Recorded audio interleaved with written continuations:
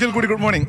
ഇന്നെന്തായാലും രാത്രി 7:15 മുതൽ 8 മണി വരെയാണ് ഇവിടുത്തെ ചടങ്ങുകൾ. അതുകൊണ്ട് തന്നെ ഇപ്പോൾ വളരെ സജീവമായ എന്തെങ്കിലും ഒരുക്കങ്ങൾ നമുക്ക് ഈ രാഷ്ട്രപതി ഭവന്റെ മുൻഭാഗത്തൊന്നും കാണാൻ കഴിയുന്നില്ല. പക്ഷേ രാഷ്ട്രപതി ഭവന് ഉള്ളിൽ, അതായത് ഗേറ്റിനകത്ത് കാര്യമായ ഒരുക്കങ്ങളെല്ലാം നടന്നുകൊണ്ടിരിക്കുന്നുണ്ട്. പൂക്കൾ വെച്ച് അലങ്കരിക്കുന്നു, അതിഥികൾക്കുള്ള ഒരുക്കങ്ങളെല്ലാം നടന്നുകൊണ്ടിരിക്കുകയാണ്. അതേസമയം തന്നെ ഇന്ന് രാവിലെ പ്രധാനമന്ത്രി നരേന്ദ്രമോദി മഹാത്മാഗാന്ധിയുടെ സമാധി സ്ഥലത്ത് പോയി അവിടെ പ്രാർത്ഥിച്ചു. അത് കഴിഞ്ഞ് വാർ മെമ്മോറിയലിൽ പോയി. അത് കഴിഞ്ഞ് അദ്ദേഹം തിരികെ പ്രധാനമന്ത്രി ഇവിടെ വസതിയായ 7 ലോക് കല്യാൺ മാർഗിലേക്ക് തിരിക്കും. അതിനുശേഷം മന്ത്രിമാരായി തിരഞ്ഞെടുക്കപ്പെട്ട, അതായത് ആരൊക്കെയാണോ ഇന്ന് സത്യപ്രതിജ്ഞ ചെയ്യുക അവരെ വിളിച്ച് നിങ്ങൾ തിരഞ്ഞെടുക്കപ്പെട്ടിട്ടുണ്ട് എന്ന കാര്യം പറയുമെന്നാണ് മനസ്സിലാക്കാൻ കഴിയുന്നത്. 30 മന്ത്രിമാർ ഇന്ന് പ്രധാനമന്ത്രിക്കൊപ്പം സത്യപ്രതിജ്ഞ ചെയ്യുമെന്ന വിവരമാണ് നമുക്ക് മുന്നിലുള്ളത്. ഔദ്യോഗികമായ വിവരമല്ല, നമുക്ക് BJP കേന്ദ്രങ്ങളിൽ നിന്ന് ലഭിക്കുന്ന വിവരമാണ്.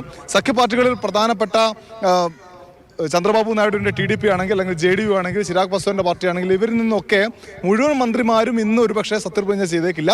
കുറച്ച് മന്ത്രിമാർ മാത്രം സത്യപ്രതിജ്ഞ ചെയ്യാനാണ് സാധ്യത എന്നാണ് മനസ്സിലാക്കുന്നത്. എന്തായാലും രാജ്യത്തെ സംബന്ധിച്ചൊരു വളരെ പ്രധാനപ്പെട്ട ദിവസമാണ് ഇന്ന്. ജവഹർലാൽ നെഹ്റുവിന് ശേഷം ആദ്യമായിട്ടാണ് ഒരാൾ തുടർച്ചയായി 3 തവണ പ്രധാനമന്ത്രിയായി തിരഞ്ഞെടുക്കപ്പെടുന്നത്. അങ്ങനെ മൂന്നാമത്തെ തിരഞ്ഞെടുക്കപ്പെടുന്ന നരേന്ദ്രമോദി സത്യപ്രതിജ്ഞ ചെയ്യുന്ന ദിവസം എന്നതാണ് പ്രത്യേകത. പകൽ ഇവിടെ കനത്ത വെയിലാണ് ഡൽഹിയിൽ. അതുകൊണ്ടാണ് രാത്രിയിലേക്ക് ഈ സത്യപ്രതിജ്ഞാ സമയം നിശ്ചയിച്ചത് എന്നാണ് മനസ്സിലാക്കുന്നത്. മറ്റൊരു പ്രധാനപ്പെട്ട കാര്യം, കഴിഞ്ഞ 2 തവണത്തിൽ നിന്ന് വ്യത്യസ്തമായി ഇത്തവണ ഒറ്റയ്ക്ക് ഭൂരിപക്ഷമില്ലാതെയാണ് BJP നിൽക്കുന്നത്. ഒരു സഖ്യ സർക്കാരാണ്. 10 വർഷത്തിന് ശേഷം ഒരു സഖ്യ സർക്കാർ നമ്മുടെ രാജ്യത്തിന് വരുമ്പോൾ മറുപക്ഷത്ത് പ്രതിപക്ഷം വളരെ സജീവമാണ്. പ്രതിപക്ഷം ഒറ്റക്കെട്ടാണ്. അങ്ങനെ ഒറ്റക്കെട്ടായിട്ടുള്ള പ്രതിപക്ഷത്തിന് ശക്തിയുണ്ട്. 223 പേരുടെ പിന്തുണയുണ്ട്. പക്ഷേ പ്രതിപക്ഷത്തെ പാർട്ടികൾക്ക്, ഇന്ത്യ സഖ്യത്തിലെ ഒരു പാർട്ടിക്കും ഇതുവരെ ഈ ചടങ്ങിലേക്ക് ക്ഷണം ലഭിച്ചിട്ടില്ല എന്ന വളരെ ഗൗരവപ്പെട്ട ഒരു കാര്യം കൂടി നിലവിലുണ്ട്. ഞങ്ങളെ ക്ഷണിച്ചിട്ടില്ല എന്ന് കോൺഗ്രസ് പറഞ്ഞു, ഔദ്യോഗികമായി തന്നെ പറഞ്ഞു. ഞങ്ങൾ ക്ഷണിച്ചാലും പോകില്ല, മോദി ജനവിരുദ്ധനാണ്, ആ സർക്കാർ ജനവിരുദ്ധമാണ് എന്ന് മമതാ ബാനർജി പറഞ്ഞു. മറ്റു രാഷ്ട്രീയ പാർട്ടികളുടെ പ്രതികരണം ലഭിച്ചിട്ടില്ല.